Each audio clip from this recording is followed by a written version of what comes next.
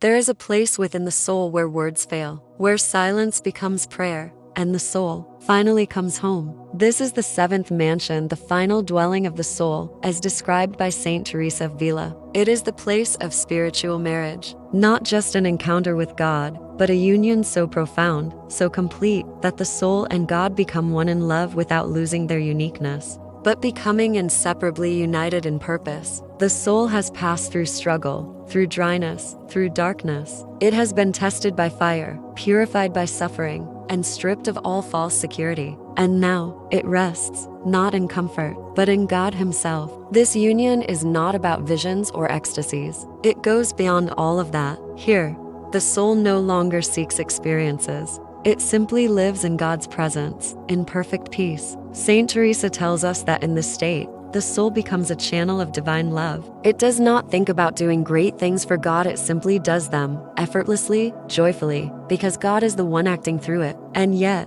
the soul does not feel grand or exalted. In fact, it feels smaller than ever, more aware of its littleness, and more amazed at God's mercy. It no longer fears anything, not suffering, not humiliation, not even death, because perfect love has cast out all fear, and this love flows outward. The soul in the seventh mansion does not retreat from the world. It becomes a living flame in the heart of the world, humble, hidden, but burning brightly. It desires nothing but the glory of God and the salvation of souls. Often, this soul is misunderstood. It may be mocked, ignored, or even persecuted, but it does not react. It simply continues to love because now it sees with the eyes of Christ. Saint Teresa says that those who reach this union often suffer greatly, not because of their own trials, but because they feel so deeply the pain of others. But in the midst of this suffering, there is a deep interior joy, a joy that nothing in the world can touch. It is the joy of being one with God's will. In this mansion, prayer becomes constant, not necessarily in words, but as a way of being. Every breath, every thought, every act becomes a prayer of union.